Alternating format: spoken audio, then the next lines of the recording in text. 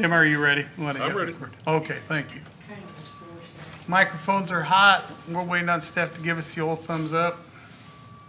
Or you can just nod. Okay, we're good. All right, welcome everyone. We're here at the City Council work sessions, Monday, March 30th. March is almost gone. 2026, 4:30 p.m. Thomas J. Smith Council Chamber, City Hall, 400 Washington Street. On our work session tonight, first is a discussion about the special council meeting, April 6, 2026, at 5:30 p.m. Thomas J. Smith Council Chambers, City Hall.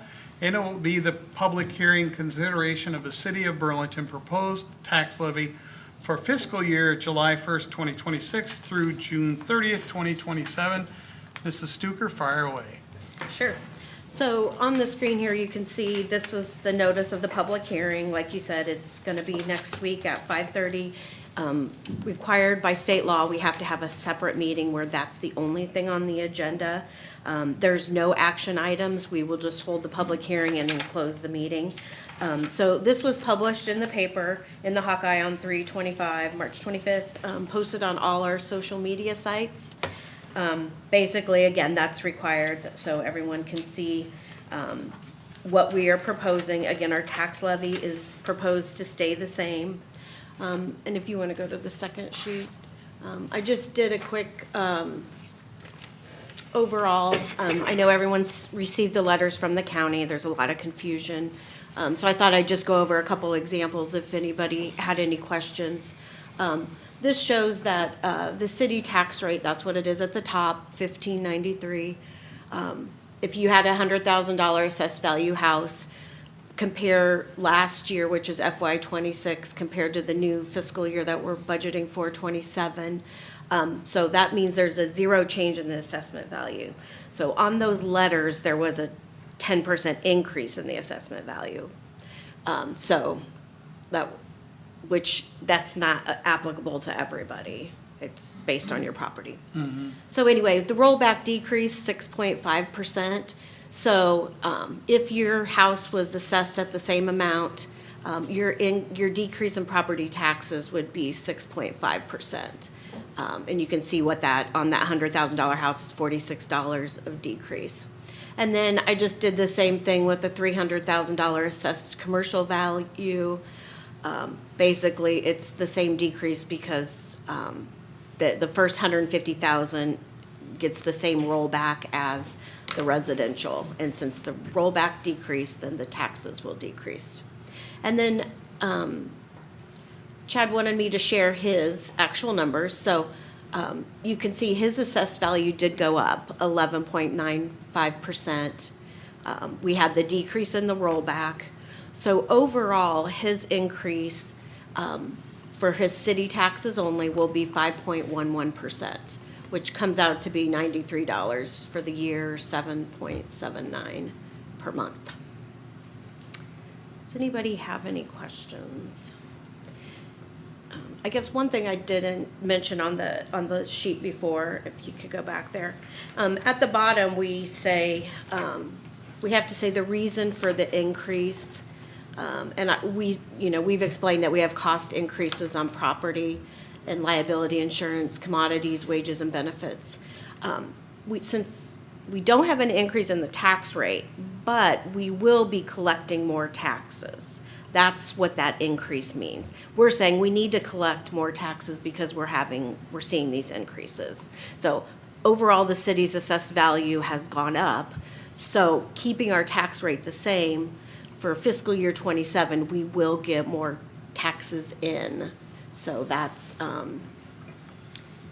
why you have to put the increase, even though it's confusing because we're not raising taxes, but we will collect more next fiscal year, keeping the tax rate the same. That makes In sense. spite of the rollback. Yes, in spite of the rollback, yep. Because of your increased evaluations. Well, and valuations increase for a lot of reasons too. You may have properties that come off of TIF or abatement. You may have new construction or new valuation. And then you may have properties that increase in value beyond these that add to that. So there's a lot of reasons why the tax base increases. Okay. Any questions for Stephanie again? Yeah, I actually have one. So an increased evaluation for the city overall actually helps us, does it not? Like- Yes. Okay. Stephanie, can you give a breakdown next week on the, what makes up the levy? What funds that make up the tax levy? You mean like the county and the school No, and no. everything, or just No, ours? it makes Just up our us? tax levy, like Okay. the general fund, the Okay. employee benefits fund. So this is broken down, those are the dollar amounts broken down there. You want it by By levy rate? the 1593, broken it Right. down that way, okay. Okay, yeah, that's the other state sheet that will show how we get to that, so. Okay. You could just pull that slide from your full budget presentation, that would. Yep, probably I'll be- include it with this, I Yeah. was just gonna go over the same information next week, since it's a public hearing, but if there's anything else you want me to cover, just let me know and we can cover it next week, Okay. okay? Sounds good. Oh, everybody good? Yeah. Sorry. Next up is the treasurer's report, Mrs. Croner. We're waiting. I'm just kidding. I saw you hustling. You're doing 2 jobs tonight. And I'm gonna go over things as they come. So in the packet was February's treasurer's report. I will tell you, there's nothing out of the ordinary that I saw on here. The one thing I will tell you is because the pilot project, Saunderson Heights pilot program's been going on, they have submitted a second draw, and there's a third draw that will be submitted this week, which will bring that balance, because right now it's like $900,000 in the hole.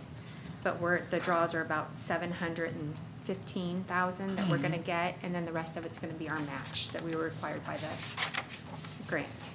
So that was the big thing that I wanted to make sure everybody knew, that we are going to get money.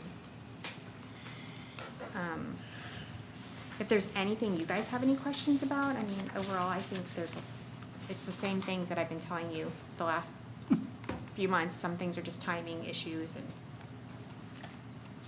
Any questions? All right, thanks. thanks. Next up is the Vets Ride Transit Program, Jocelyn Gonzalez Williams, and guests, come on up. Hello, everyone. Thank you for having us. My name is Jocelyn. Brooke Marlin, the Des Moines County Veteran Service Officer. So, we are here together for a couple reasons today. A, because Brooke helps veterans here, locally with everything under the sun from A to Z. However, in addition to her work with the county through Veterans Affairs, she also collaborates with my organization called the Self-Reliance Group. This organization hosts routine collaboration with a bunch of different partners in the community on a coalition called the Veterans Services and Supports Coalition.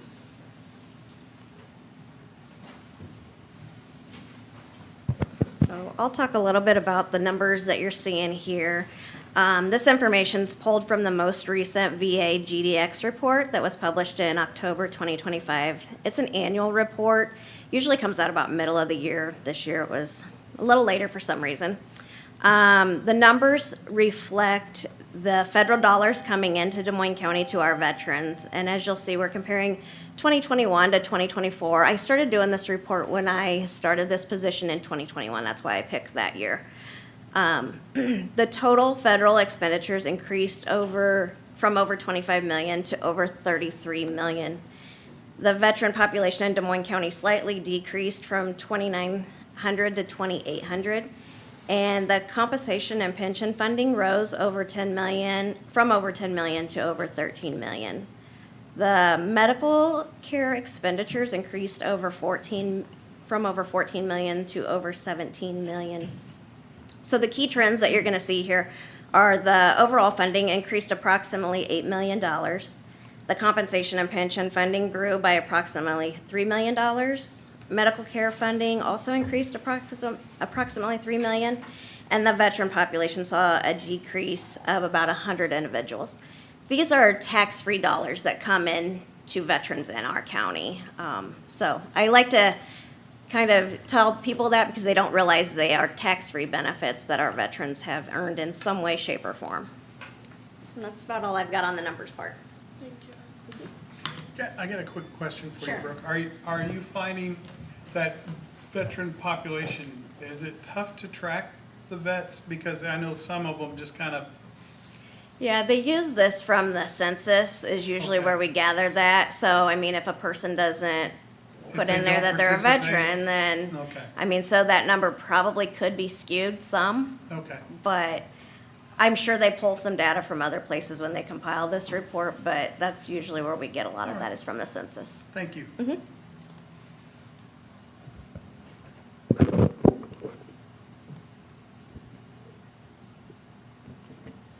All right, a little bit taller, got to set it up for myself. So thank you so much, Brooke, for highlighting some of the background around money coming into Des Moines County. Now, I know that's not Burlington proper exclusive. However, we do have a lot of veterans that live in Burlington city limits that are benefiting from these entitlements. I circled medical care on there because that is kind of the central organizing idea for that coalition that I mentioned, which Brooke serves on in addition to a bunch of other local partners. So the program we are here to talk about today, the Veterans Free Fare Program, serves local veterans here in Des Moines County, and they are accessing Burlington Urban Service transportation. Now that is free of charge. That is also available to any veteran living within Burlington and West Burlington city limits. This was codified by City Council a couple years ago, back in 2024, October 7th, and it is currently running through today.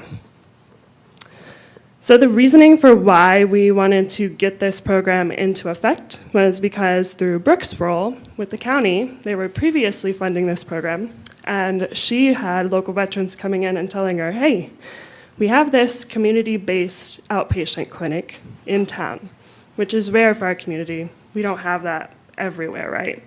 Funded through the VA and everything. Unfortunately, we still had local veterans with barriers to transportation that couldn't access the VA-funded physical health care service. So when we started collaborating, Brooke, knowing this, told the coalition partners, and we said, well, if the city's already got this transit service, what would it take to identify the local need and then possibly provide this as a different cost-sharing agreement? So how is this currently operating? This is driver verification of veterans' ID upon entry on the vehicles.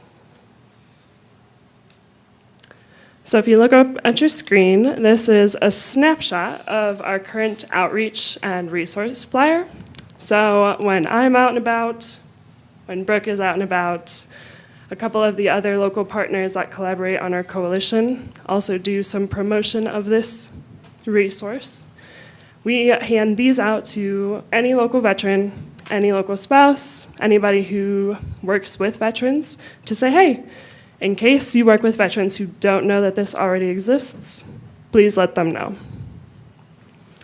I will let Brooke jump in here, I'm putting her on the spot because we didn't discuss this, but in preparation for this presentation to you all, she was chatting with one of her commissioners on the county, and one of her commissioners told her her experience with this program. So unfortunately, my commissioner was unable to be here today. However, she shared with me that she rode the bus for the first time ever about 2 weeks ago. And as she got on the bus, she said it was a very welcoming experience.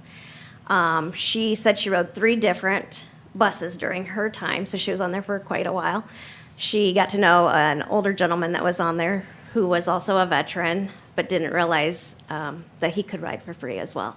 He said, lady, you didn't put any money in, and so questioned that, and so she explained how he too could ride, and so she shared the flyer with him, and he was gonna get an ID card so that he too can do that, because I think he was paying about $9 round trip for everywhere he was going that day. So that was good to get that out there, but in talking to my commissioner, what we had kind of wondered, and I don't know if this is even an option, but if the flyer could even be posted in the buses somewhere for those already riding that don't know that it's available to see that and say, hey, you know, I can get an ID and I too can take advantage of this. Because obviously there's riders on there that don't even know that they could be riding for free. Not saying that the drivers need to educate everybody on that, because I know everybody has a busy job, and they're not gonna know who's a veteran and who's not. But if a flyer's there, you're always looking around when you're on the bus, right? Whether it's inside, outside, whatever. So might be a simple way to also put it out there for them. Yes, so while we have this great program in effect, thanks to you all and your predecessors, unfortunately, there are still local veterans riding the local bus who are not riding it for free. Now, some people would like to do that by choice. Some people are lacking the information to be able to save a couple of dollars here and there. However, our coalition has also identified other local barriers to health equity for veterans in our community that we'll be getting at later in the presentation. So back to 2025 specific demand and usage. We broke it up into quarters. So January, March, April, June, July. Am I getting this right? You guys know quarters, right? Okay. So Q1, we had 186 rides, and this is total. So this is not back and forth, this is just one way. So 186 one-way rides for veterans from January through March. So on and so forth, indicated above. So in total, when you add all of those up, that is 1,208 rides for local veterans transported all of last calendar year. So some of the bus driver notes, these are the same things that when we were identifying the pilot program structure for you all, these are the same notes they had then. They're the same notes that they have now. The individuals were current riders already, are what we heard, in addition to, we simply never asked if they were veterans until we started the program. So if we go ahead and add up all of those quarters of rides, and then we multiply it, we went on the high side, just to give grace, assuming that every single veteran that was using this program would instead be paying a flat cash fare. That would total to $1,510 for the year, and that cost is currently 100% assumed by City Transit Service, AKA taxpayers. So, breaking down the stakeholders, there's a lot going on. We kind of hinted at it with why Brooke is here with us today. But we have our local veterans. They're receiving entitlements from the federal government. There's money coming in for all those different services, healthcare being one of them. So we have our taxpayers, our veterans, and our neighbors. All of you there in front of us, all of us here in the room. Our next circle, zooming out from that, we have our local businesses. Those are people that serve our local veterans, spouses, families. In addition, they employ our local veterans, spouses, and families. Beyond our local businesses, we have the cities of both Burlington and West Burlington, because the bus services both communities. And then finally, we have Des Moines County, which is why Brooke is here again. So up to service duplication. We do not want to be doing things double, right? That's just a waste of money. It's inefficient. So Des Moines County Veterans Affairs was previously funding in-county transportation via Burlington Urban Service bus passes for means-tested veterans. Now, the cool thing about this program going into effect means that Brooke was able to reduce some of the administrative burden on her plate, where the county was saying, hey, if we have veterans that need to get to the CBOC and they don't have transportation, you need to fill out this form, you need to ask them for these financial documents, you have to make sure that they can't pay for it, right? So in freeing up her ability to not prioritize those tasks and still ensure that our local veterans have in-county transportation, she's actually been able to redirect some of her opportunity, time, and awareness to create broader opportunities for our local veterans. We'll get at that more in a little bit later, but in addition, there's also the opportunity for a municipal match. So both Burlington and West Burlington benefit equitably from this. I'm not sure, Brooke, if there's any way to tell on that granular data level, number of veterans in Burlington versus West. That may come into account if you wanted to discuss cost sharing further. And then finally, there's community fundraising campaign. So the trick with this is, with the program serving all local veterans, we would want to maintain that. So in order to do this right, we would need to identify a specific value required to provide local transportation access for all of our local veterans. And then we would also identify line funding sources and then the follow-up strategies to ensure those awards. So our ask in front of you today, similar to back in '24 when the program was codified, is that we are asking for a permanent continuation of the Veterans Free Fare program, in addition to the ability and approval from you all to post those resource flyers that we were talking about inside the vehicles, so that any veterans that are stepping on will immediately have the physical awareness, if not any other verbal, etc., that we discussed, opportunity to ride for free. So our benefits. Obviously, there's direct benefits for our veterans, but then there's some runoff benefits for our community too. So for our veterans, there's an improved quality of life. And you're going to see this through their increased community engagement. They're avoiding isolation by interacting with drivers and other passengers frequently. And they always have a right to access any physical services within our community. What might those be? Things like our community-based outpatient clinic, which we are so lucky and grateful to have in our community, as well as employment, grocery stores, social associations, the like. In addition, veterans are also enjoying the development of pro-social attitudes. Veterans that Brooke and I engage with sincerely do value the city's investment in their access to local transportation. The group continues to receive volunteer support from local veterans. Finally, veterans also enjoy increased spending power. While it doesn't seem like a lot to you and I here, a couple dollars here, a couple dollars there, when city transit is your only form of transportation, and there's a fee associated every time you step on, it does add up.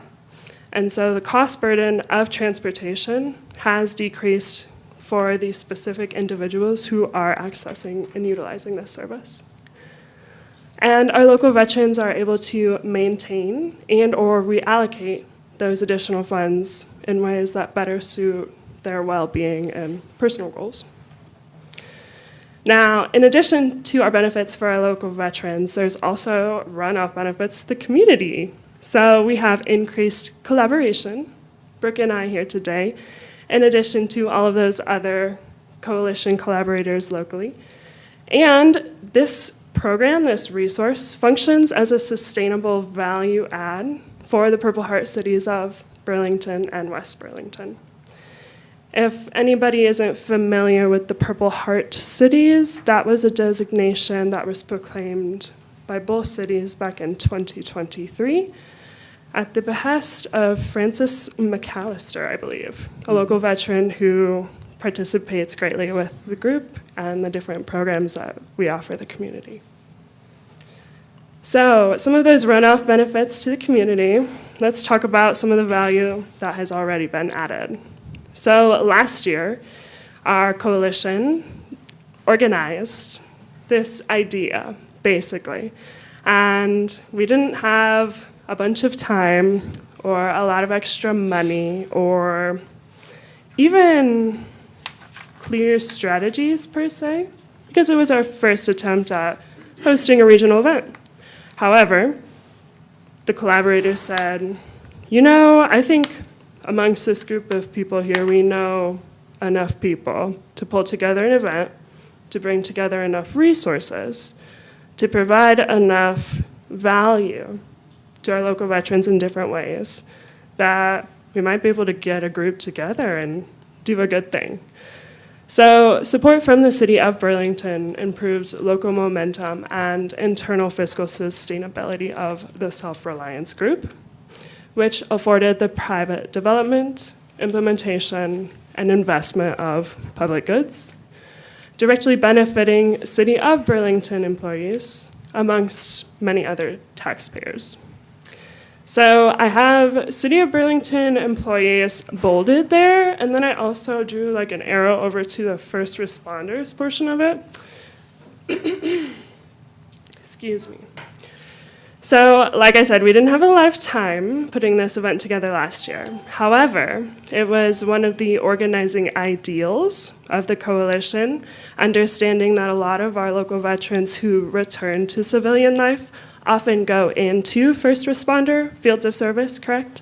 And so we said, okay, if we're already serving our veterans, how can we wrap that support around some additional community members who may benefit, may struggle with similar issues, right? And so we set the goal of engaging and wrapping those supports around our first responders. With the lack of time, money, resources last year, we didn't hit that nail as hard on the head. So that is one of our organizing priorities heading into year 2, looking to host this event again. However, we did see a lot of support for this event from across the state. And I think that goes to show the momentum that we're talking about with local collaboration bringing runoff benefits to the larger community.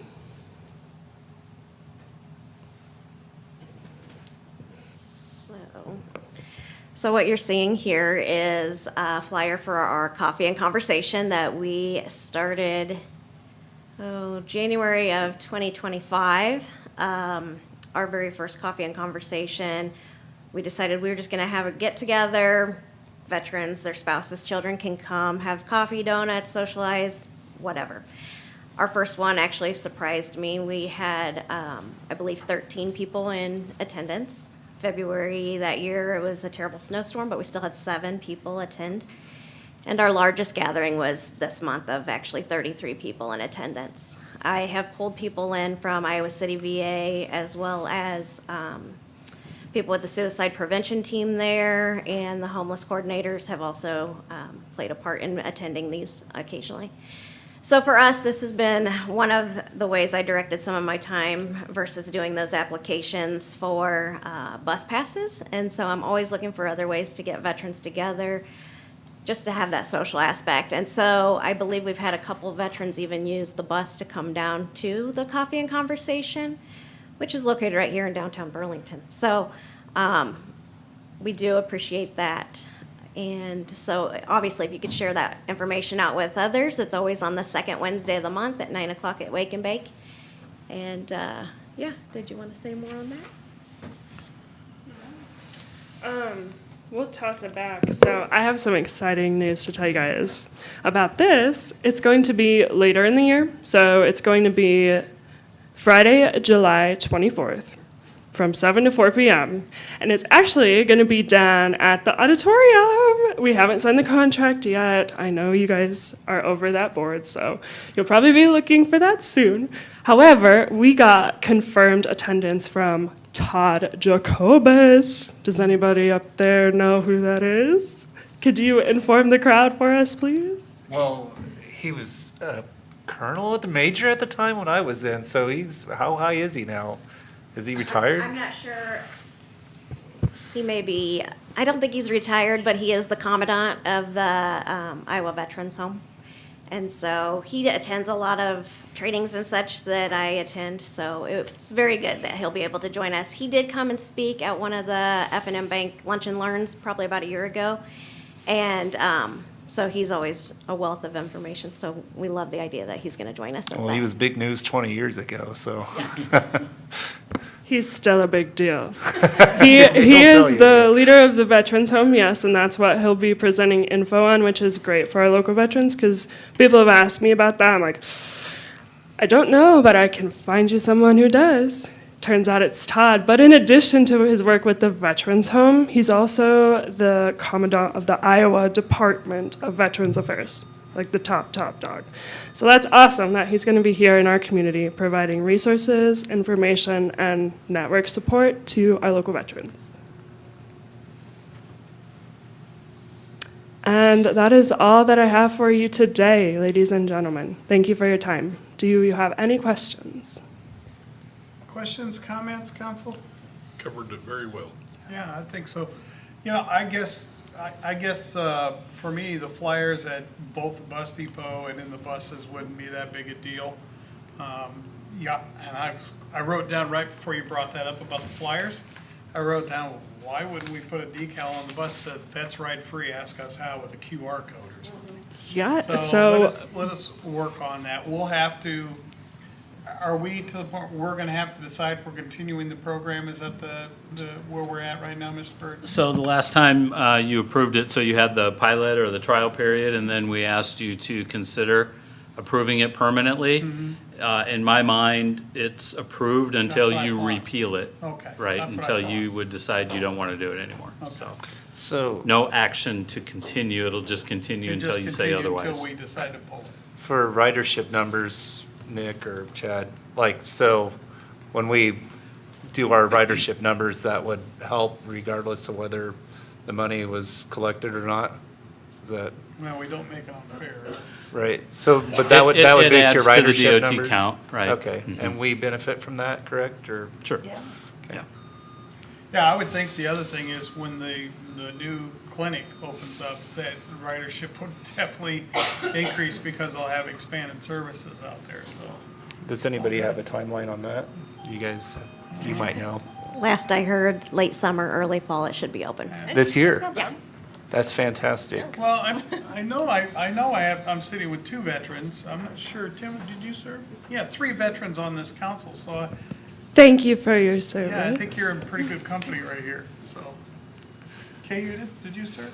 No, but my husband and my son did. And I have all kinds of family that did, so, you know, you could call us supportive of that. So we'll work together. We'll try to come up with some solutions for you know, getting people in the know. If you create flyers, definitely share them with Mr. Bird. We can kind of share them on some of our city pages, that kind of thing too. And those of I'll us share that it are active on personally as social well. media, you know, we'll share if you, just make sure that I'm aware of it so I don't miss Yeah. it. I think if you send it to council, yeah, I think you'll find we're willing to share. And I'm gonna be honest, I was not aware of this program, so somehow it, Started before you got on board. yeah, I mean, in that 2 years I had off, I missed it, so, I was not aware, and I probably would have told a few people had I known, so, thank you for promoting it and letting me, you know, giving us awareness, so, appreciate that. And it's nice to put a face with the name. I've seen your name around, I just didn't know who you were, so, and everybody knows Brooke. I get that a lot. Thank Yeah, I you know all I'm for friends your with two of you on social media. I'm not sure about Jocelyn, but I'll get her eventually. time. Add me. Andy, thank you a lot. Thank you so Thank much. you. Thank you for your efforts. Number 3 is board and commission reports. Tim, did you have anything? Not today, sir. Okay, Annie? Yeah, met with the downtown partners, and we're focused on kind of increasing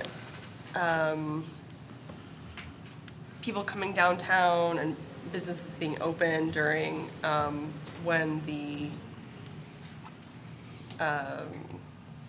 cruise ships come in on the Mississippi. So kind of working on that and finding solutions to some of those things. And then we talked a little bit about in the Renewable Energy Commission, we're going to talk a little bit about the solar panels. That's kind of what we've been focusing on for the animal shelter. So we'll talk about that a little bit later. Sounds good. All right. That's all I got. I had, let's see, I had the Burlington Bees, we discussed.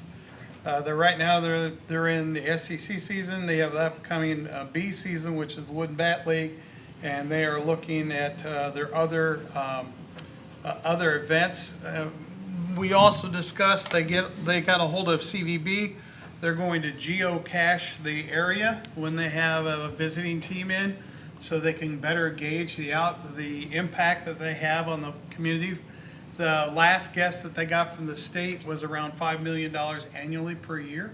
So it does seem to make a difference, but we'll get some even better data and numbers on that. So I'm glad that they're taking those steps. And they are going to work with Mr. Bird on some other things, a future contract, as well as we're gonna clean up that, I pledged to them that I would help them clean up the capital improvements program with what's something the city would take care of and what the city probably wouldn't take care of. And because they didn't really have any experience when they gave that to us, and so there's some stuff on there that we wouldn't probably entertain doing. So I've got to get that on my agenda. A Copco I missed, was there anything, Mr. Bird, of real relevance? No, it was basically an update and report, and then we started looking at open enrollment dates for May. Okay. And then GGB, working on, which is Grow Greater Burlington, is working on a new industrial park out in West Burlington. We discussed that in length. Also, they're working on some certified sites. And the certified sites are sites that have been certified by the state and developers, and they're kind of codified already as far as ready to go for someone coming in. And one of the areas they're looking at there would be west and south of the airport. So there's a lot going on there. And of course, we also talked about the 61 corridor project and some of the discussions coming up on that. And that's what I had for boards and commissions. Kay? The Convention and Tourism Group has worked on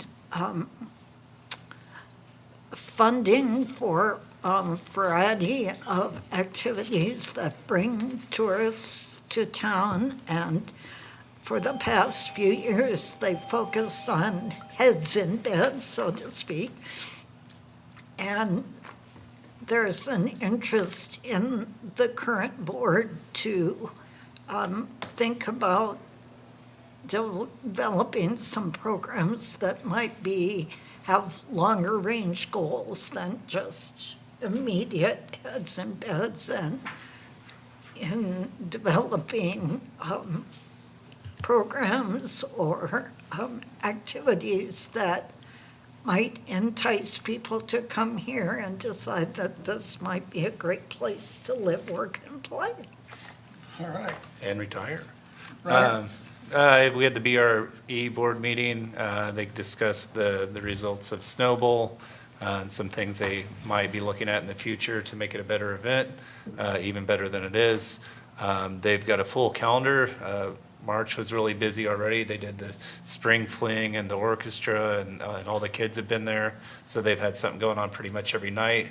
The thing that they were really excited about is they have the Nutcracker in the winter, and I think I believe they got some local sponsorship, and so some students are going to be involved, like local students, and kids from the school. So they were pretty excited that we're going to have local kids involved with the ballet, and they're going to get to participate in some way. All right. Moving on to appointments, we have the following appointments that need to be reviewed for and voted on next week. First is the Airport Authority Board. Dwight Mulch's term will expire on 6/18/2026. He has expressed interest in serving another term. You can see his letter attached in the documents for his reappointment. It is requested the council consider reappointing Dwight to a new 4-year term expiring 6/18/2030. That letter, it came from the airport director. I didn't clarify that.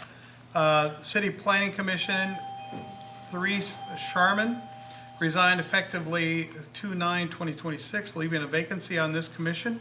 Brandon North has expressed an interest in serving on this commission. It is requested the council review his attached application and consider appointing Brandon to a new 3-year term, which will expire 4/1/2029. And finally, the Low Rent Housing Agency, and I still hate that name, Arlene Miller, the term expired 12/18/2025. She's expressed an interest in serving another term. It's requested the council consider reappointing Arlene to a new 2-year term expiring 12/18/2027. Thank you to those 3 individuals for being willing and able to serve. If you have any questions, you can contact them via their applications or give me a call. I think I have their all 3 contact info. Moving on to proposed regular agenda for April 6, 2026, 5:45 PM. Well, and that's 5:45 PM due to the special council meeting. First is a consideration of plans of specs for the 2026 Sunnyside Stormwater and Sewer Improvements Project. I'm skipping words tonight, sorry about that. Nick? So up on the screen, you see a map or a line map of the storm sewer project that we intend to do here. It's a fiscal year 27 budgeted project. We want to do this storm work in advance of the fiscal year 28 Sunnyside repaving project.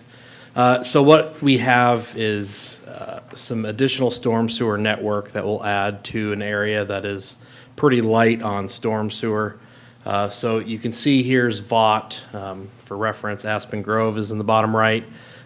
There's water that runs a pretty good distance downhill from just west of there down to, there is an intake down just by Sunnyside Elementary. And so the added infrastructure on there, the blue lines, will add some new storm water intakes, not just off Sunnyside, but also in that neighborhood there, and then discharge into kind of a wooded area in Aspen Grove. And then you also see some intake work off of Sunnyside near Gulf Lane. So it's estimated at a $390,000 project. I think we budgeted $750,000, so don't see any issues there. I don't know if we knew exactly how much work it would be entailed to get the infrastructure in. So we will, upon approval, would put this out to bid and then receive bids back early May.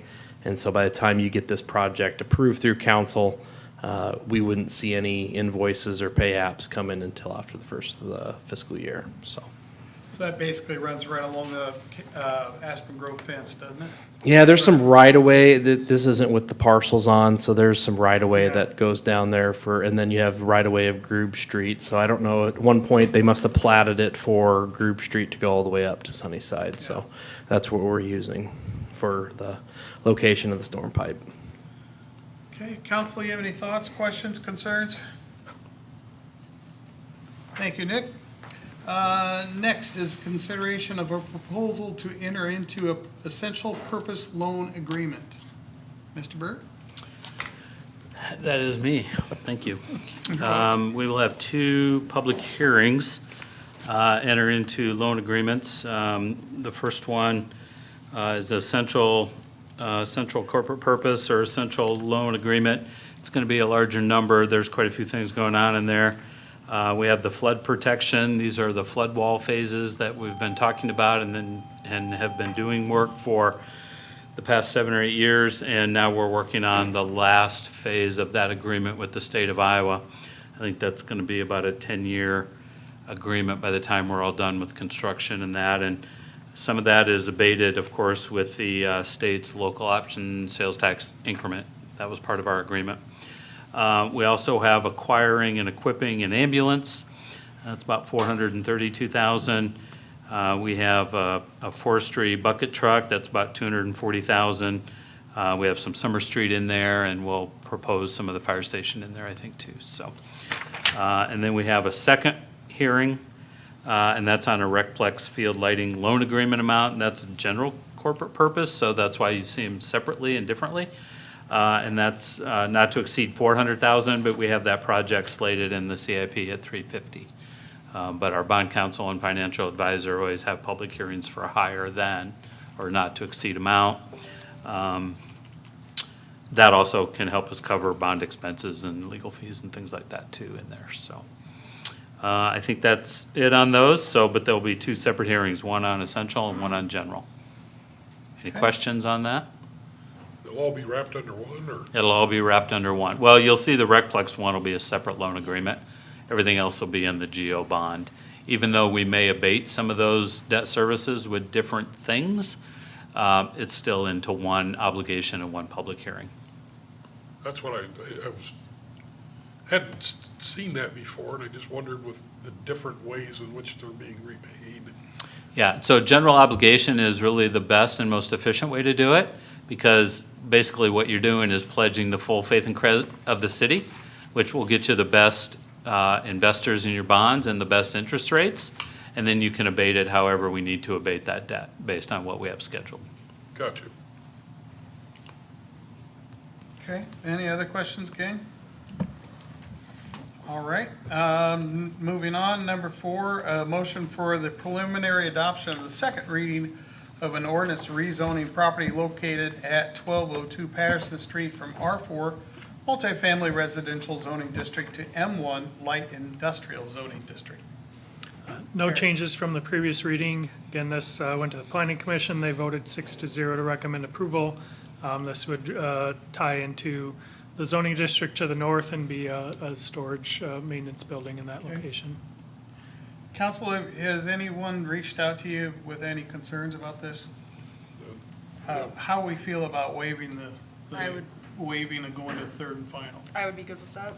Okay, can we do that, Mr. Burke? We can. Number 5 is a motion for Preliminary. Thank you. Motion for a preliminary adoption of the second reading of an ordinance vacating and selling a portion of Court Street right-of-way located east of North Main Street, Burlington, Iowa. Mr. Tisland. This again went to the planning commission. They voted 6-0 to recommend approval. No changes from the previous reading. Essentially vacating that spot to the north of this red box here. It had previously been vacated from the lots to the west in 1988, but this lot just didn't participate at that time, and the current owner desires to acquire that. Okay. Any thoughts or concerns, council? Could we also? I would also, I was going to just ask, are we comfortable with waiving and going straight to third? Yes. Believe so, yes, okay. Good job. Number 6, motion for the preliminary adoption of the second reading of an ordinance amending various sections of Chapter 163 Environmental Nuisance of the City of Burlington Municipal Code. Eric. Just some minor clarifications and updates to the nuisance code, just as far as how we actually enforce the code and operate to make it more clear for residents and for our staff. Just a number of different sections there, really clarifying for the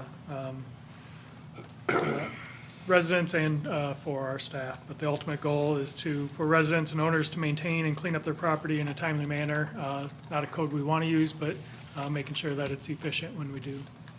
Okay. Any thoughts or concerns, council? Do we want to waive this one or as well? Has anyone heard Council? any? Anybody? I'd be No, okay with no it. public comments? No, nobody's reached out. I'd be okay with it. Tim, you all right with it? Yeah. Okay, Robert? Okay, let's do that one too. We're gonna be busy.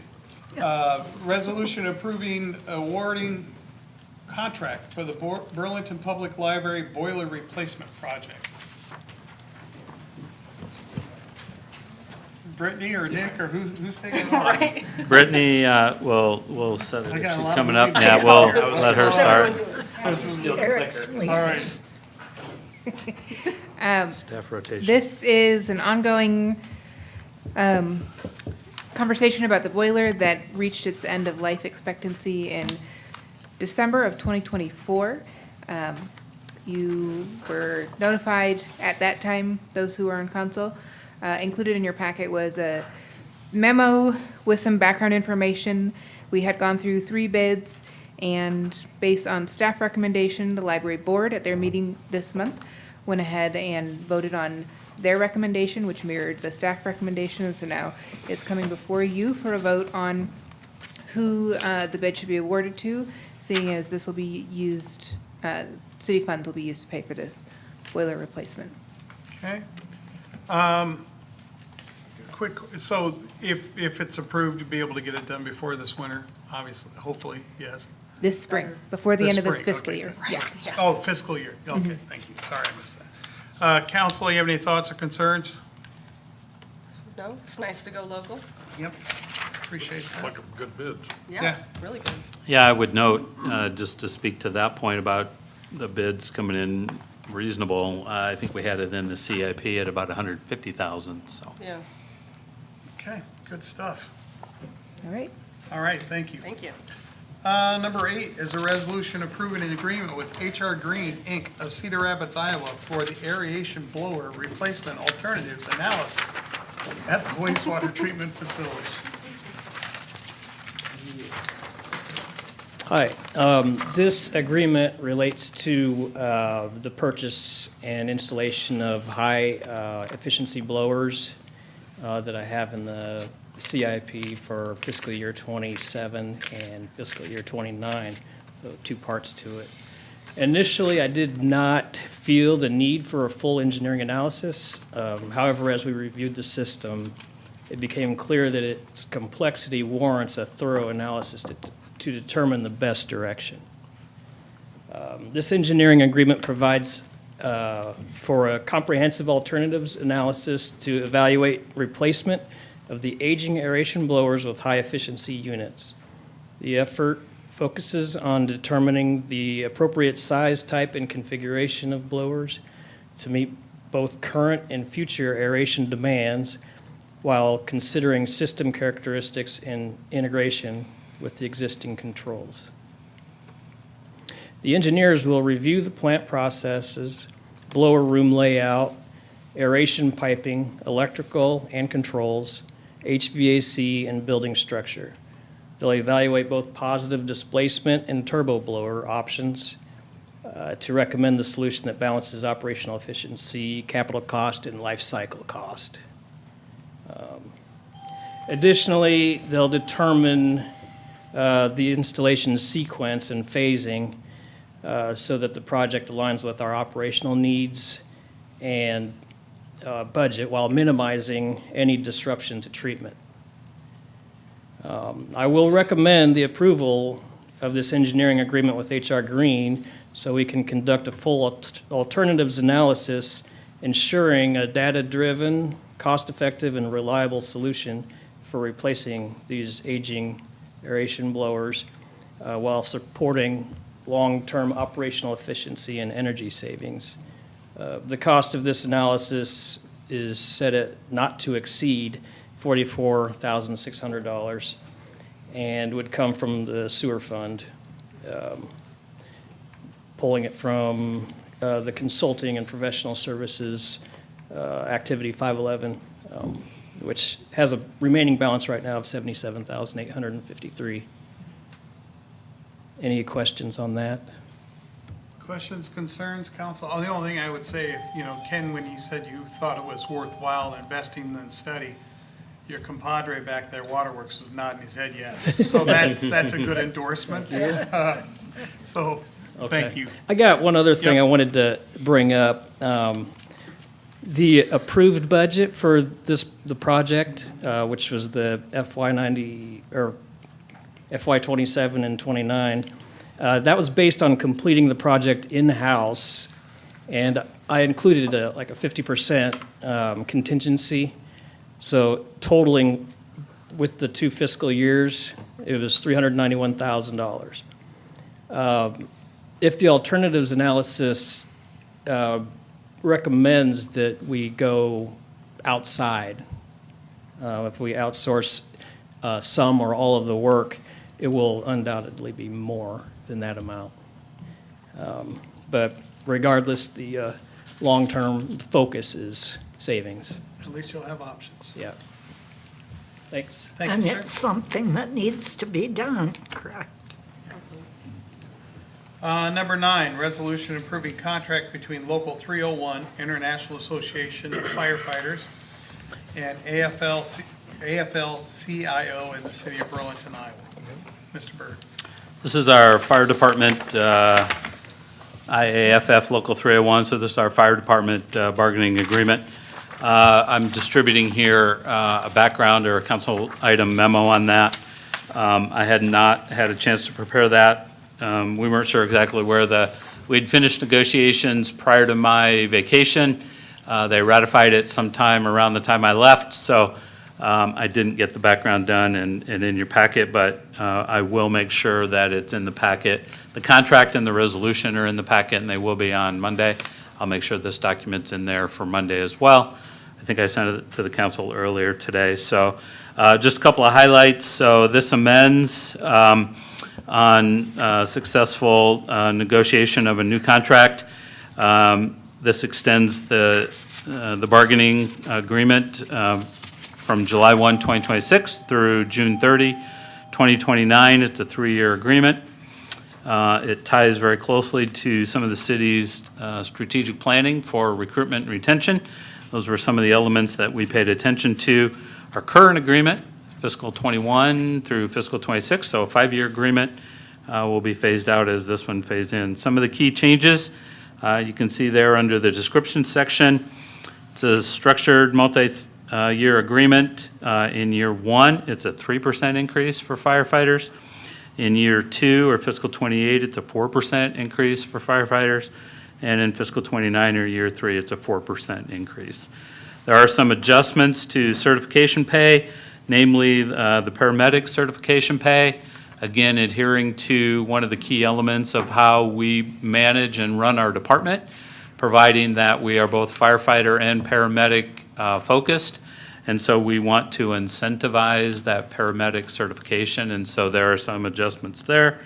There are some additional stipends for EMT, AEMT, hazmat, CPR instructor, and fire investigators. Those are remunerated in the agreement. If you have questions or want to elaborate on that, I'd be happy to walk through that. There are some training and incentive programs, some that were adjusted, some that will be discussed and looked at, implemented in July 1, 27 or fiscal 27, but that are not in there for the first year of the agreement. I don't know that I have anything else really to add, so maybe ask Chief, anything else you want to touch on that's... Without hearing any questions just yet, the only thing that I would add is under the description for training pay and incentives, what's explained is the field training paramedic. Right now, that's a policy within the department, and as you can see here, it's listed as going into an effect of July 1 of 2027. So not this July, but July of 27. However, with collaborative discussions between labor and management, the hope would be that it could possibly happen before July 1 of 2027. And again, that's just with both groups coming together, working together on providing good, clean framework and improvements to that policy. So again, just a little bit more of a background for that specific item is all I would add. Council questions, thoughts, concerns?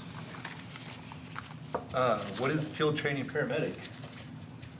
So right now, and this is what was an exploration of a policy about a year and a half ago, it's basically through recruitment and retention efforts, what we've designed through policy is when we onboard new paramedics, field training paramedic is a current paramedic or a seasoned paramedic, one with seniority and experience. They spend 10 specific shifts with that brand new licensed paramedic to bring them on board, educate them, get them trained up, get their level of comfort risen, rather than just tossing them out there to the wolves. This is an idea, a policy, a program that gets them a little bit more comfortable before we set them out there on their own. So a field training paramedic is who oversees that 10-day period, or 10-shift period. And I did have one more question about how many of the firefighters are paramedic certified. That's a living number, and the reason for that is as personnel come and go, wherever they are in their career. And when we onboard people, they come on with different licenses and certifications. So one thing to note that's the most important is you are required to be a paramedic within 3 years of hire at the Burlington Fire Department. But again, it's a living number. It comes and goes. Right now, I would say, don't quote me on this, we're probably hovering around 30 to 33 paramedics on the department that are out there on the line working. Awesome. Of the 45 staff shift members. It's good numbers, Chief. Any other thoughts or concerns, council? Good job to both groups for coming together. Yeah. Number 10 is a resolution approving a memorandum of understanding with the Southeast Iowa Arts Collective for community arts programming and cultural tourism services and declaring a public purpose. Mr. Byrd.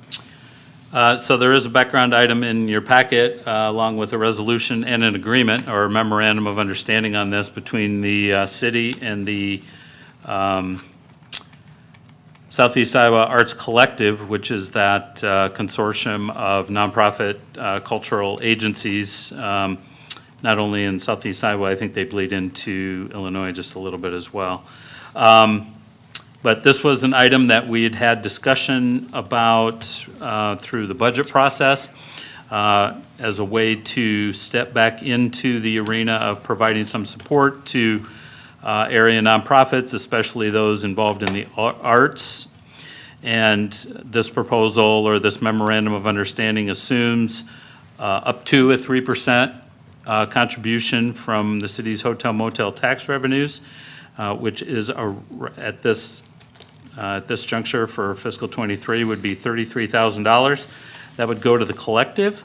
And then the agreement or the memorandum of understanding would outline how the collective is to use those funds. And just a couple of key points on that. They are required to certify basically that those funds would be used for Burlington city limit agencies only or nonprofits only. And they would not be allowed to use those funds for any agency in the collective that would otherwise compete in the commercial space, maybe a bar, restaurant, or something like that. So there would be prohibition on that. Otherwise, it's fairly basic. They are required to report out their numbers and their information and how their funds were used on an annual basis. And again, up to that 3%. At $33,000 estimated for fiscal '27. That number is in the budget. Doesn't mean you have to spend it if you would not approve the agreement or if you would amend the agreement moving forward. So I did also provide some history there over the last couple of years as to how the city has supported nonprofits over the years and the dollar amounts. Thank you, Mr. Byrd. Council, I proposed this. You know, when we took the nonprofits out, I never really liked the way that kind of organically grew, where we were picking winners and losers amongst the group and also assigning the values. The reason I pitched this is it's coming out of the hotel motel tax fund, so our guests are paying for it. And these groups are charged with helping us build that hotel motel tax fund. You know, Snake Alley Art Fair alone brings in 160 rooms for 3 days or more during the art fair, and that's just one group. So it cannot be used for operations. They have to give us a report. It can't be reused for their two members that are out of town. That would be the Legacy Theater in Carthage or the Fort Madison Arts. And also not for their for-profit entity that's in there, which is Nightcap. So, you know, I think if we could give this, my appeal is to you to support it. Let's give it a year. Let's see what the report comes back. And you know, when I've talked to some of the art collective members, my approach has been, look, this could be a good thing, but if we approve it, but if you abuse it or don't handle it right, you're going to lose it just as fast. So with that, any other thoughts or comments, please weigh in now. If we went through the ones that received in the past, the Art Guild, the Capitol Theater, the Southeast Iowa Symphony Orchestra, the municipal ban. Those are all things that I felt like they were worthy causes, but you were right, we kind of were picking a winner, so having them work together kind of gives them a mission, I think, and I think they could do some good with it, and I kind of like the collaboration aspect of it, that they have to have discussions amongst themselves and figure out what's going to work. Okay, anyone else?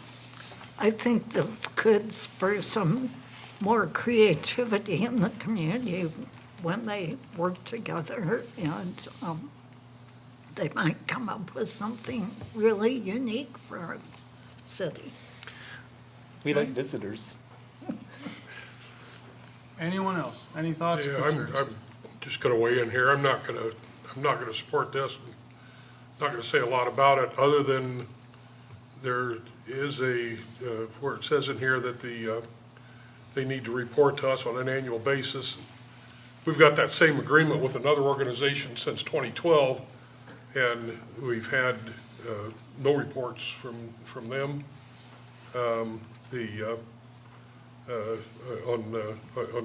particular, the way that the capital improvements funding is spent. And it also says in that agreement that any unspent funds would be returned to the city and put in an account to be held until such time that it's needed. And that was never followed through. This organization we've given well over $1 million to since 2012. I hope that we'll keep their feet to the fire on this in much better ways than we did with the other organization. What's the other organization that you're speaking of? Pardon me? What's the other organization? Burlington Bees. Burlington Bees, okay. Okay, anything else?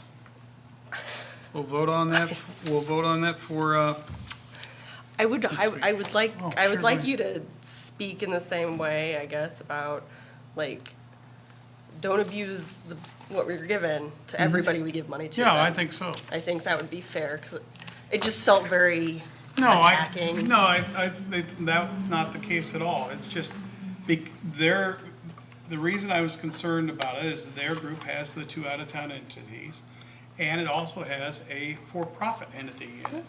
And if we give the nightcap money. No, or absolutely funds not. And I don't think they would For promotions, that means we gotta ever promote do every other that. bar, and I don't think they will either.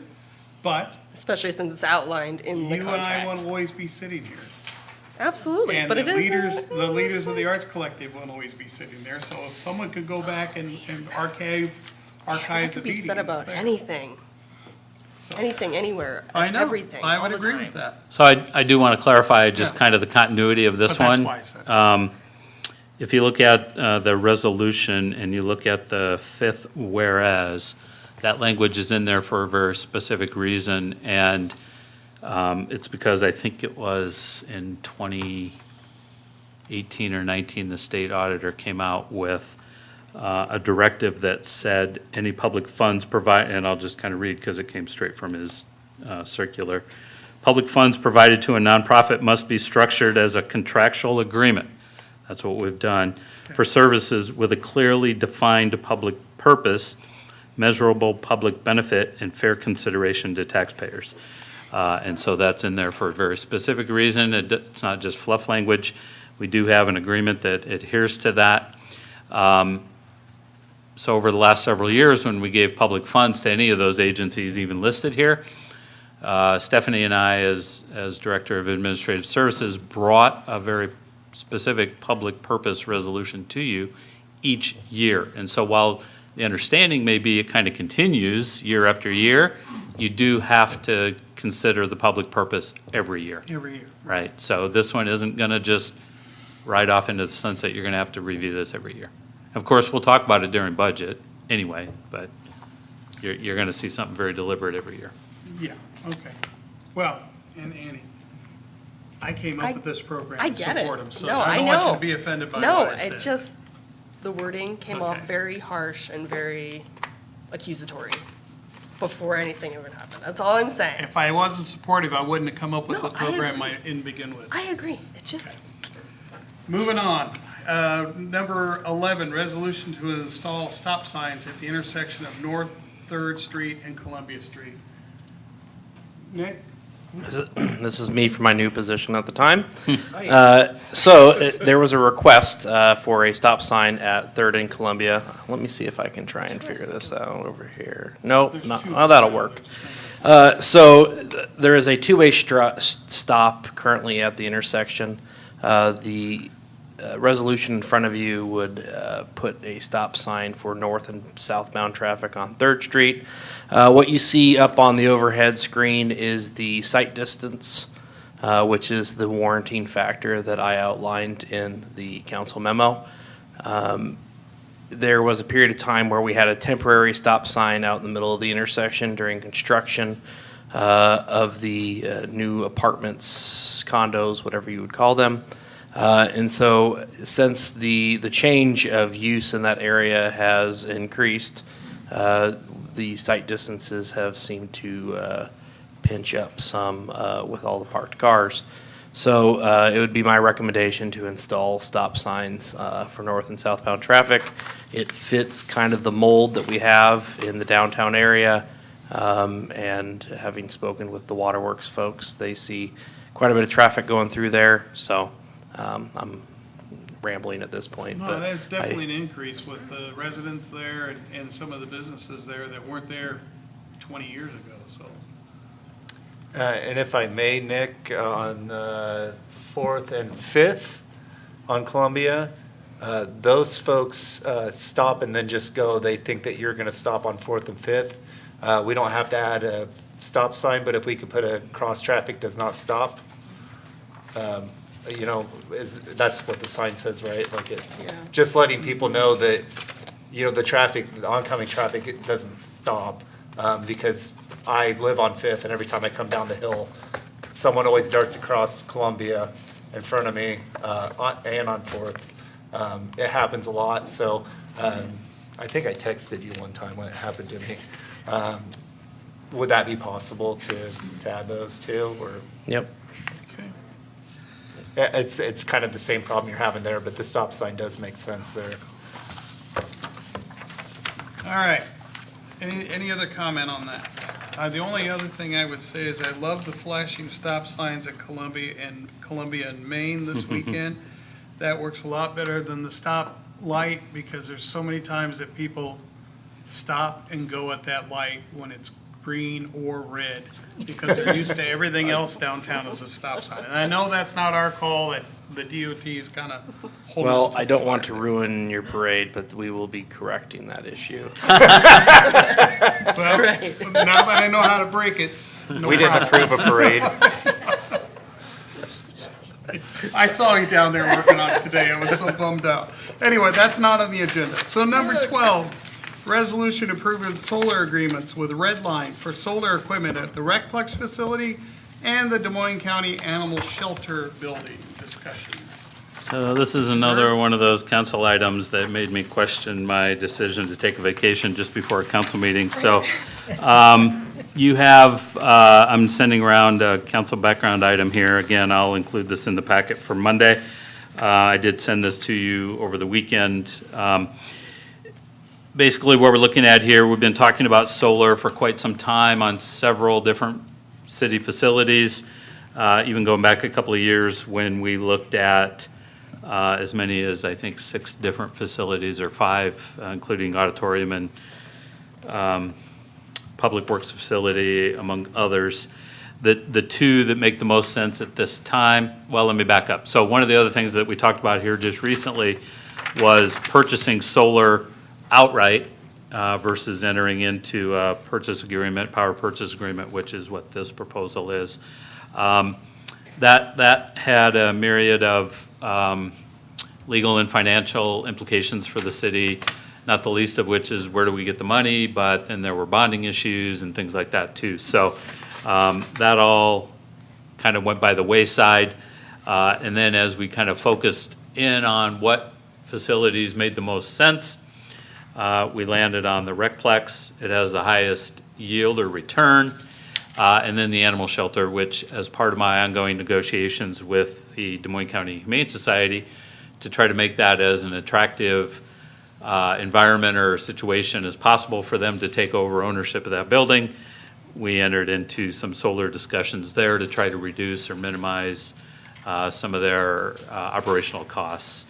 It's not as attractive on the animal shelter, but it still could meet their needs and get some things done there. So, so what you have in front of you would be basically two agreements. One would be an easement or a lease agreement for the land. It basically allows the provider to put the facilities on public property, namely the Recplex and the animal shelter. That's a minor thing there, although I think it will require a public hearing because we have an easement or a lease that's longer than 3 years. I'm still waiting to get some opinion back from the city attorney on that, so that's coming. The other one is then the power purchase agreement, or the PPA, and that would be as much as a 20-year agreement to enter into an agreement with the provider, Red Lion LLC, to purchase power from them. They would then buy, install, and maintain solar at otherwise no cost to the city on these two facilities. Incidentally, the Recplex proposed construction would be a shade structure in the parking lot, which could serve, a sundry benefit there for parking under a shade structure. Very similar to what you see at SCC, the exact same thing. Or even right over here in the church's parking lot, that type of thing. The other one then would be a ground mount array behind the animal shelter. So you would hardly see that one because it'd be back in their rear yard where they have the kennel runs, okay? Okay, so there's a lot of information here. Basically, we would be looking at, I'm trying to figure out what sheet makes the most sense to kind of talk through. Somewhere around $7,000 a year savings in energy bills over the life of, that doesn't sound right, does it? No, because if it's 924, I just did the math, if it's 924, It's whatever. not, yeah, it's, may reduce your Alliant energy cost by up to $49,000 a year. And so divided two facilities, that's almost 25 Yeah, grand a year. and with the Recplex at almost 99% efficiency, and the animal shelter at about 56% of consumption cost or efficiencies. Yeah, and it's the 900, what was that number? 924. 924 over the 20-year life of Yeah, the, that's, I was just getting structure. ready to ask you about that. Yep. That would be the savings, energy cost savings over that life cycle. There would be a buyout. It can't be fair market, or it can't be a dollar buyout because that goes against IRS regulations. So it would be a fair market buyout in 20 years, but what is that in 20 years based on cost? It would be a negotiated term, but it wouldn't be very much. Then from that point, the city basically has free energy costs because we would own the equipment outright for the rest of their useful life. And who would service it at that point? We would have to find our own servicing and maintenance agreements after 20 years, or if we purchased. Now, the other thing is you could just walk away. And you could either just walk away and say we're done, or you could renegotiate new equipment and a new PPA, right? But that was the other thing, that when we looked at buying equipment outright, we would have to maintain it. Well, we don't have staff with those skill sets and that technology and that type of thing. So that was another, yeah, no, we're not. We did talk about it, but when that came up, we're like, yeah, we're not doing that. So I don't know, what other questions might you have? There's a lot. This is a detailed thing, and this is a big deal. But this is basically where we were about 5 years ago, just with a lot more facilities. Now we have just two, a lot less, so it might be easier to kind of see the benefit, so. Yeah, I think when we looked at that before, because I was sitting here, we never really had an idea of what the cost savings was gonna be per year. To me, that number jumps, especially if we're not having to maintain it, and you know, I assume that by that, you know, when that life is done in the 20 years, we'll have to, you know, that'll be another council's problem to work with, but it'll be something that should be a little bit more well-honed by then, too. And there are annual, so one thing that we talked about here with the provider is meter calibration. So the expectation is that we would calibrate the meters on an annual basis to make sure that it's doing what it's supposed to do and that we're getting the return that we need. And there's an adjustment there. If it's off more than 2%, he has to recalibrate and pay for that. If it's less than 2%, we want to go ahead and do that, or then that's expense on us. I don't know what that expense is, but we talked about transferring a PPA to the Humane Society. If we enter into it now and 6 months down the road, we transfer the facility, he knows what we're doing here, and he would transfer that piece to them. He's done that before. He had a few questions about that, mostly about if he transfers to another nonprofit like the Humane Society, what's their ability to enter into an agreement and continue paying him? But we worked through that, and he's comfortable with that, Red Lion LLC. So the city and the Humane Society would be named as additional insureds. We talked about the buyout a little bit, so. Okay. Yeah. How'd you come to Red Line as being the company? Was there? So we had talked to a couple of others, and we had received a couple of different bids back, you know, when we were looking at more facilities. But this time around, the other agencies or financiers that we talked to were not interested in such a small package. In other words, just 2 facilities. The most recent one we'd been having conversations with was out of the Quad Cities, and they declined just given the nature of how small this package was. This guy was in the mix last time around, and he did give us, he has quite a list of references. He works for Pella, Mount Vernon. He's done some Mediapolis work. He's done quite a bit in this, even in southeast Iowa. Yeah, so. Wise County, yeah. Right. Yep, good. He has a pretty good portfolio of product out there. Okay. I think it's exciting. I want to move it. Bless you, Robert. Any other questions, concerns? Are we comfortable with moving this? Is the ask for us to move it forward? The ask is to move forward. Now, I do need to, so the PPA agreement itself is a resolution to approve the agreement. The easement lease agreement probably takes a public hearing. As I mentioned, again, I need to get that from the city attorney. But those are 2 separate documents. They can move at different times and paces as long as we know things are kind of moving forward. So, yeah, so right now, questions. If you're ready, I can at least get the PPA on the next agenda, maybe a set date. Yes. Yeah. Okay. And Tim, thanks for your comments on the PPA. My guess is it's a stock PPA he uses for all his agreements, and he just didn't change some addresses and that, but we'll get on him about that, so good catch. Okay. Last one on the regular agenda, resolution approving supplemental agreement number 2 for the professional services agreement with Stanley Consultants for the Mississippi River Interceptor Relocation Phase 1 Design Services. Nick. So in front of you is a resolution that would approve an amendment. As you may know, we approved a professional service agreement with Stanley Consultants to do beginning stages design work, but also planning for the replacement of the Mississippi Interceptor.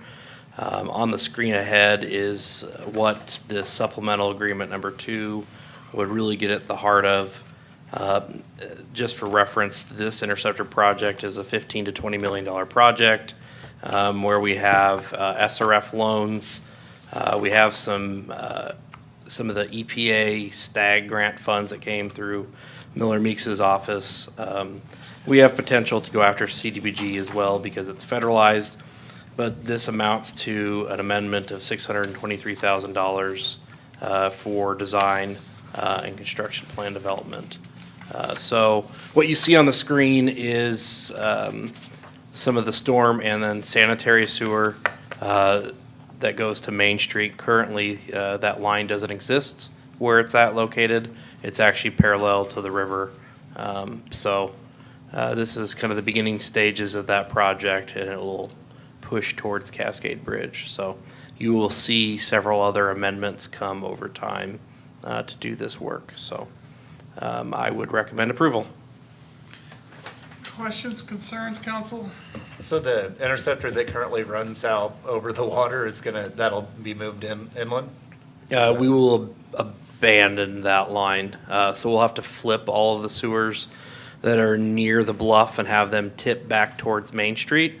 And any of the current infrastructure there will have to be either removed or abandoned.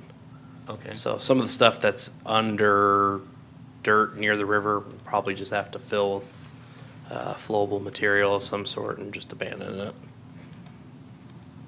Okay. Any other questions? Moving on to the proposed consent agenda for April 6, 2026. First, a resolution approving nuisance abatements for various properties. If you see anything there, get with Eric on it. Unless there's some questions you want to ask here.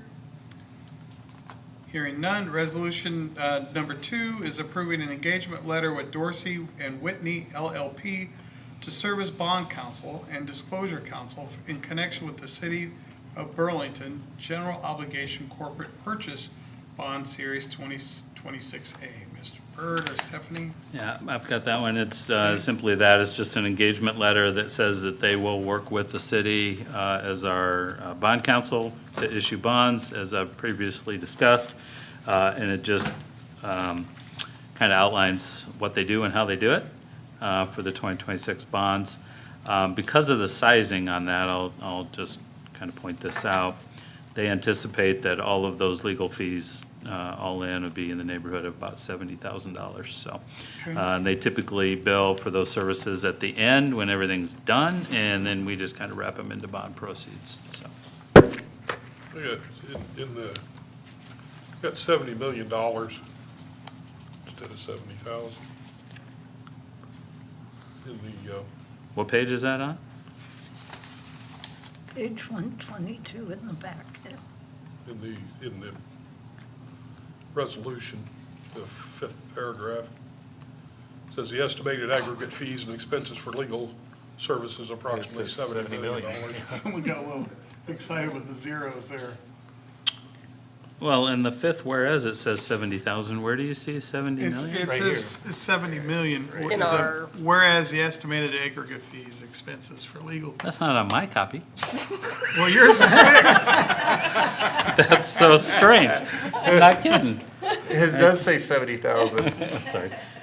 Well, We'll make sure we fix that, but Fix I that got in the back and please, This yes. is the paper, right? I don't know what's going on over there, Thank you, but. Tim. Thank goodness for all your proofreading. Yes, no kidding. All right, Okay, assuming, we'll fix assuming that, we get yeah. that fixed, we'll move Yes. forward. I thought maybe I forgot how to read. I don't know how the fees could be more than you're actually bonding for by a factor of 10, but we'll take care of that. The third one is a resolution approving liens for unpaid and delinquent sewer, stormwater, and solid waste fees pursuant to chapters 99, 100, and 106 of the Burlington Municipal Code. Anyone want to cover that, or is it pretty well self-explanatory? Yeah, Oh, that's what you had to wait all for? I could have moved you up. At the very, very end. So we have approximately between stormwater, trash and sewer, there's approximately 300 residents or businesses that do not have water service. Okay, So these are the people who, or the entities that do not pay their fees because Waterworks can't shut their water off. So I get a list every year from Waterworks of these accounts, and these are the people who have past due amounts. And a lot of them are repeats from previous years. It's the same, a lot of them are the same people, okay. so. Can you get us a list? This list. It is There's a list, I didn't see it. There it is, okay, thank you. It's I the didn't very see last that. page. Thank you. Fine with me. Yeah, so that's why this comes, because the only way we collect it, I send a letter out. This will be updated before the council meeting because the letters I sent out gave until Wednesday to Oh, so pay maybe before. some of Maybe those will be up some- there. So yes, some of these will probably drop off. And then next Monday night, whatever isn't paid by Monday, I'll have you guys approve, just take over to the courthouse. Any questions or concerns, council? I just wonder if that administrative fee covers the, That administrative cost. fee is for the county. No, it does not. We do not have an administrative fee, which is something I think that we should probably think about doing, because every year, like I said, some of these are repeat people over Yeah, and we're doing over. on public- bring that public forward, nuisance. Chad. Yep. Yeah, and I was gonna talk to Chad about it, but the $5 fee is the courthouse fee. Yeah. Probably ought to be more than $5. All right, well, it'll be more. Correct. Correct. Okay, All right, sounds good. all right. Why, Thanks for may I asking that, Tim. ask why they don't have water? Because they have a well or some other water source. I mean, But they're on well water, So so, this would be like sewer and stormwater, okay, right? Right. So they don't want to pay that, and their only caveat we've been able to do is shut off their water. so these are Right. people that like, some of them are, so a big place that doesn't have water is people on Hunt Road. So they don't pay their stormwater runoff. Because we don't have any other way to get it from them except for through Okay. this mechanism. So did some of these, like the commercial downtown, maybe the tenant pays the water and the rest of it's billed? Yeah, there's some back and forth about who's supposed to pay and who actually pays, and some of them are, it's just, they just forget about it for the whole year. They get a bill every month, but they just don't worry about it until they get my letter. That's frustrating. Very. Kind of like grade notices in school. Correct. Sounds like I should buy on entrepreneurs. Well, some of these dollar amounts, it's like, it's Yeah. just as easy for them to pay it once a year and be done, Right. right? Well, and Waterworks allows them to do that. They can pay and have it just come out of their balance. But like I said, most of them just forget about it once they pay it the once a year. Okay. And I put them all on there if they haven't paid within the year. That's what it should be. Thank you. You're welcome. Thank Any you other very much. questions? Thank All right. you. Thanks. And then the fourth one, which is a public hearing previously scheduled by city council. It's a consideration of the consolidated transit grant application. That'll be April 20th, 2026. Stephanie? I too went on vacation 2 weeks ago and forgot something that needs to be added. I need to set a date for a public hearing for our budget approval on April 20th. So that will just go right after this one too, but it's pretty important. I said that.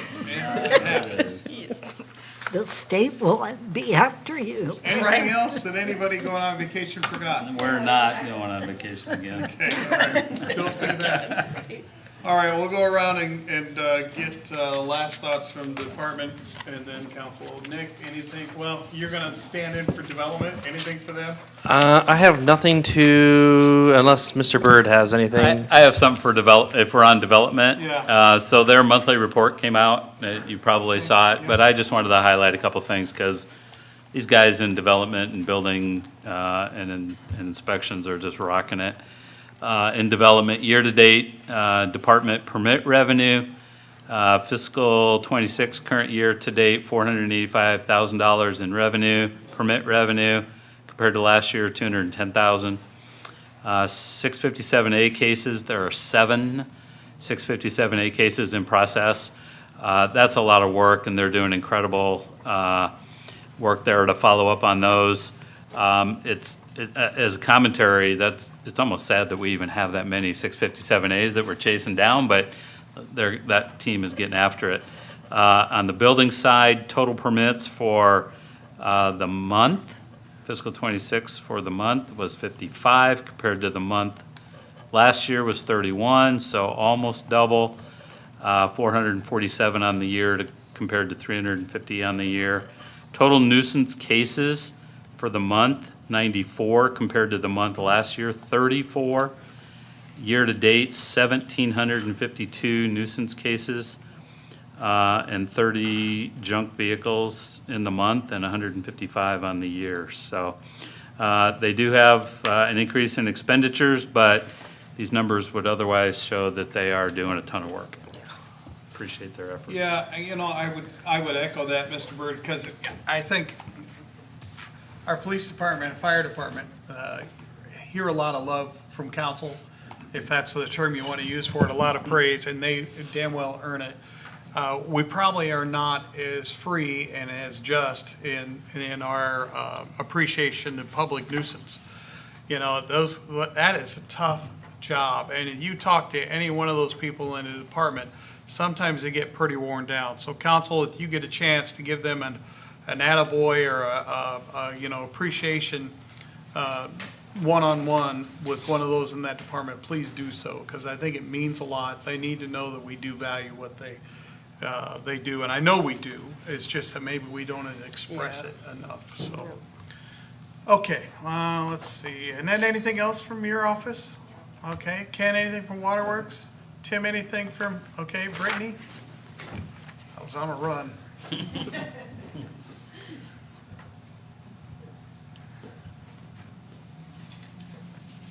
Well, if we had met last Monday, I would have said, good news, all bad library legislation failed to pass the second final date of March 20th.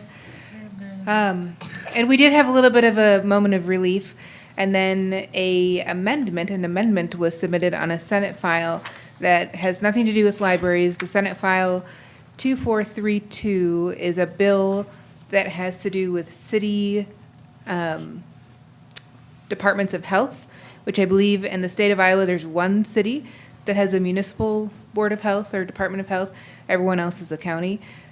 So with that Senate file, which is really only about 4 lines long, they attached a 2-page library amendment to it, and it includes just about everything from the library omnibus bill, plus a few new elements that we didn't see before. This Thursday at 6 p.m. at the library, we're going to have our next advocacy meeting with the Board of Trustees, and we were planning on just going over property tax reform, but now we've got a few other things to chat about. So if I have spoken with Rinker a few times about this, and he does not support it. Nevertheless, if you find yourselves interacting with any House reps, despite the fact that this is a Senate bill, it's now over in the House. So if you're talking with any House reps, you might want to ask them what the thinking is behind this and what the goal is in passing something like this. If the House does pass it, it's different enough from the original Senate file that it has to go back over to the Senate for another vote before going over to the governor's desk. But this is the last crunch time in the legislative season, and so we see things kind of shuffle through a little bit at a faster pace. So we're keeping a very close eye on this Senate file that has now been amended to be a library bill. It's something both parties have done for years. They put a poison pill in on trying to slide it by. So. Yep. It's disappointing. It is. On Monday next week, April 6th, the library will be closed to the public. This is going to be one of our staff development days. We're bringing in a speaker. And this spring staff development, we invite all area libraries to join us because this is one of our attempts at being a little bit more efficient with the dollars that we're given. We consolidate those training dollars. We bring in an outside speaker, and then we invite all Southeast area libraries to join us for a day of learning, and it will include trustees and library staff, so it should be a good time had by all. Our focus is on intellectual freedom this spring, and our keynote is Amanda Sand, who has had experience with ALA and some situations out in Western Iowa where they've seen some challenges to intellectual freedom. But we will reopen again 9 a.m. on Tuesday next week. Closed all day on Monday. Okay. Thank you. Stephanie, anything from your department? Chief Schaefer? Chief Tubes? No, sir. Now, Nick, Public Works and Deputy City Manager stuff. It's good that it starts with a handout, right? Oh, yeah. Love it. Thank you. Yes, thank you. Ooh, it's got colors.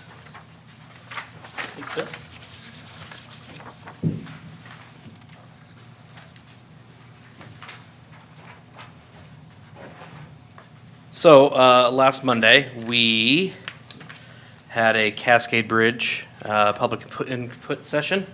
And so it started off with a short presentation, which mine will be significantly shorter than 3 engineers getting up and talking. But the nuts and bolts of it is that we went over really 3 different design areas of concept that we are anticipating at looking at. The first image that you see on the overhead was on a scroll plot, and so the information that was handed out to you was garnered by the red dot, green dots that we gave out to the participants of the public input session. And so what is on the screen is the potential layout, the concept drawings of the different intersection designs. Off to the left is what's currently there, and then the 2 in the middle are kind of different configurations of a T intersection and kind of just realigning that, and then the 4th on the right is a single lane roundabout. So on your packet of information that you received, you saw where people had put red dots and green dots. Now, none of this information, because it was qualitative data, is put out there, but we also received a bunch of comment cards. So we received those comment cards, and so there's no real way to quantify them and put them on bar charts, but wanted to show you this kind of as a preliminary part of our data collection. The second slide or scroll plot was of the architectural drawings. The top 8 of them are a vision of what could be done to aesthetically bring a part of the bridge or create a gateway feature into Dankwart coming from the north. So again, these are architectural drawings. I was standing at the architectural drawing table trying to explain what someone drew, and I was a little bit lost for words as I'm not the creator of the artwork. And then the bottom line is different railing designs that could be on the bridge. So the only thing that's really dealing with the actual bridge was the railing, and I can say overwhelmingly that all the green dots, for the most part, went to the retro or an adaptation of the original rail design. So the one thing that I did take, or I would take from this, is there was some difficulty understanding that these are all just conceptual designs. Even, for instance, these drawings of the roundabouts were taken quite literally on how the roundabout was designed.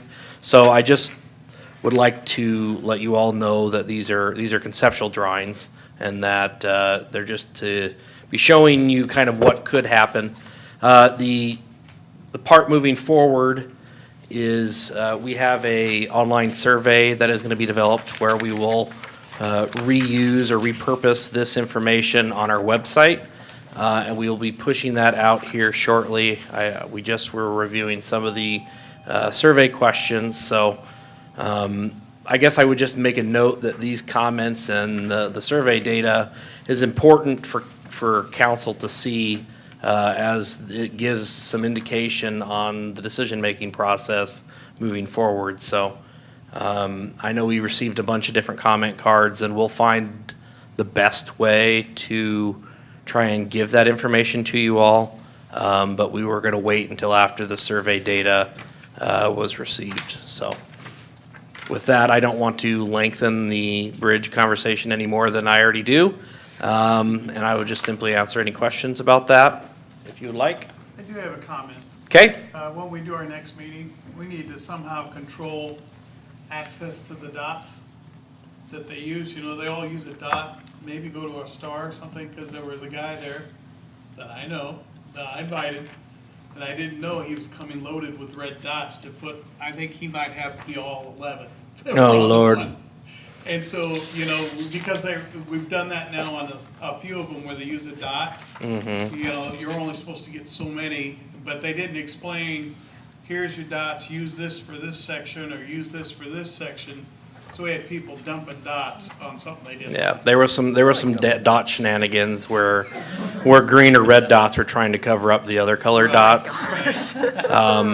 So, yeah, that's noted. We should probably say, here's your 2 stickers of some sort, and that's what you get. Right. Rather than it be a little bit, it was a little bit free-for-all with the dots, It so. was a little bit, but it was still a very, very good meeting, as far as a lot of information was shared. Yep, there was a lot. I think some of it that it's hard to digest and understand is what the heck has been happening for the last few years. We've talked about this bridge, and we've talked about this bridge. We're just finally at a place now where we can talk about the replacement of the bridge. So again, I think the thing to reiterate to the public is that all of this is conceptual drawings, and it is not what this is going to absolutely look like. There is still quite a bit of public input that'll happen, along with conversations here at City Council, so. Other items of note are, construction season is in full-blown session. Summer Street closed last Wednesday.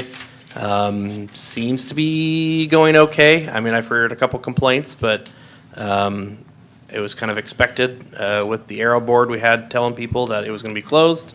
Washington Street, hopefully here in the next week or so. The intersection is looking like it's a little bit more open. So that's all I'll leave you with.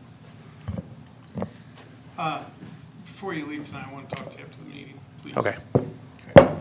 Mr. Burt, I have nothing further, Your Honor. okay. Robert, anything? Well, if he doesn't want to say it, I will. Burlington and West Burlington were recognized for collaboration, and they have redefined intergovernmental collaboration through their shared services initiative. So you want to kind of touch base on what you guys are trying to accomplish? Nope. Aww. No, thanks, Robert. I didn't want to steal your thunder. Greg and I, through Burlington, West Burlington, were recognized at the Iowa City Managers Conference last week, which is, as soon as I got back from vacation, I took off to Iowa City for a couple of days for the conference. Great conference. Actually, we had a rock star presenter talking about all things library there. She did a great job. But that organization recognized Greg and I as Program of the Year for the state of Iowa, for Iowa CMA, just for our ongoing program sharing, collaborative, bring people together, let's talk about ideas and that type of thing, so. We appreciate you. That's why I brought it up. Thank you. Good job. Tim, anything? No, just curious if we got the problem resolved with the gentleman that liked to send the emails. We continue to work on that. I did speak with Patrick a little bit over the weekend as well, and he's still continuing to get that information. I asked him to put it on our monthly update next week when he's here to talk in a little more details, so. And I did swear out a formal complaint. So he was talked to? He was talked to Yeah, by a law enforcement officer. second time I might add. Yep. All right. Okay. Anything? Thank you. Mayor Pro Tem? No, thank you. The other, what was the other thing I had? I guess we already answered it, okay. Good job to our city manager and great job to our staff. You know, it is a matter of pride here when you sit on council, that every time we turn around, our people are leaders throughout the state. It's just incredible. Heartfelt appreciation. And